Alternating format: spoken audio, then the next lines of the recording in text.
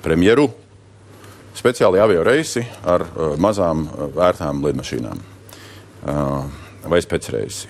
Garais saraksts par Krišjānu Kariņu, daudz malts, un tad sarakstā pats pēdējais ieraksts Evikas Siliņas atgriešanās no Eiropadomes pieminētās 27. oktobrī pagājušā gadā. Turp aizlidojāt ar Air Baltiku, atpakaļ atlidojāt ar šo te čarterēto privāto lidojumu ar visu delegāciju kopā. Jo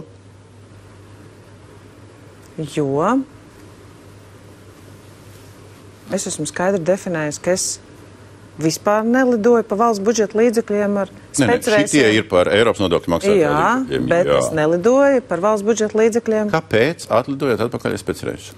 Tāpēc, ka tas ir paredzēts Eiropā. Turp nelidojāt? Visi līderi brauc, tādas iespējas ir. Kāpēc turp lidojāt ar Air Baltiku? Varēja aizlidot. Atpakaļ nebija zināms, kad atlidosim īsti līdz galam. Kā tika pieņemts lēmums? Tika piedāvāts man, ka tāda iespēja ir. Ka ir iespēja? Jā. Un jūs izlēmāt? Tāda iespēja arī ir. Jā, es esmu pārnājis ar daudziem līderiem. Lielākā daļa līderu, kuriem nav savas lidmašīnas, tādā veidā lido. Eiropai paredzētam speciāli līdzekļi. Drusku parunājam par šo reizi. Vienkārši saprotam, kā jūs skatāties uz lietām un uz tēriņiem.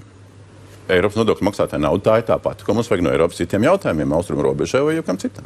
Tā pati nauda.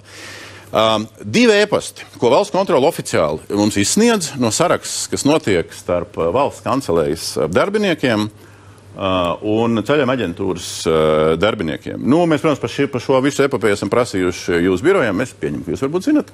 Un valsts kancelējā, protams, ka mums neatbild, jā. Šobrīd 10 dienas būs pagājuši. Neatbild, labi, Dievs viņiem. Tad, kas te ir noticis? Ja jūs sakat, ka jums piedāvāja. 18. oktobrī, tad vairāk nedēļa pirms izlidošanas, ir oficiāli pateicis, ka pēc nelielas saraksts, ka tajā vakarā tur ar pārsēšanos ir problēmas, nākamajā rītā tiešais reiss ar Nacionālo avio kompāniju Air Baltica, kur var sestdienas rītā atlidot un pusdienas laikā būt mājās. Uz šo piedāvājumu nekas nekad netiek atbildēts, un nākamā rītā tiek teikts, pieprasām informāciju par čarteru piekdienas vakarā.